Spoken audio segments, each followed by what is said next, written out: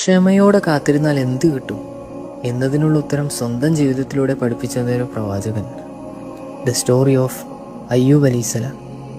സുഖസൗകര്യങ്ങളിൽ സന്തുഷ്ടനായി കഴിഞ്ഞ 70 വർഷങ്ങൾ. പെട്ടെന്നൊരു ദിവസം തനിക്ക് ലഭിച്ച അനുഗ്രഹങ്ങൾ ഓരോന്നായി അല്ലാഹു സുബ്ഹാനഹു വ തആല അയ്യൂബ് നബിയിൽ നിന്നും തിരിച്ചെടുക്കാൻ തുടങ്ങി.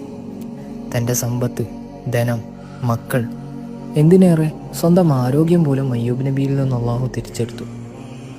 മാരകമായ രോഗം പിടിപെട്ട് കിടപ്പിലായ അയ്യൂബ് നബിയുടെ അവസ്ഥ കണ്ട് സഹിക്കാൻ പറ്റാതെ സ്വന്തം ഭാര്യ അള്ളാഹുവിനോട് വേവലാതി പറയാൻ തുടങ്ങിയപ്പോൾ അയ്യൂബ് നബി അലൈഹിസ്സലാം പറഞ്ഞൊരു കാര്യമുണ്ട്.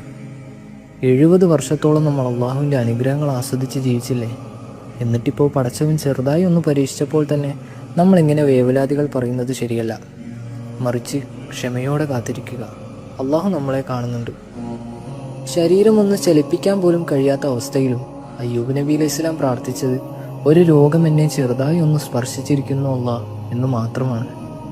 വിനയത്തിൻ്റെ അങ്ങേ തലത്തിൽ നിന്നുള്ള ഈ ഒരു പ്രാർത്ഥന കേട്ടിട്ടാവണം അല്ലാഹു സുബ്ഹാനഹു വ തആല അയ്യൂബ് നബിക്ക് ഉത്തരം നൽകി. ഉർഖുൽ ബിരിജ്ലിക് ഹാദാ മുഗ്തസലുൻ ബാരിദുൻ വശറാബ്.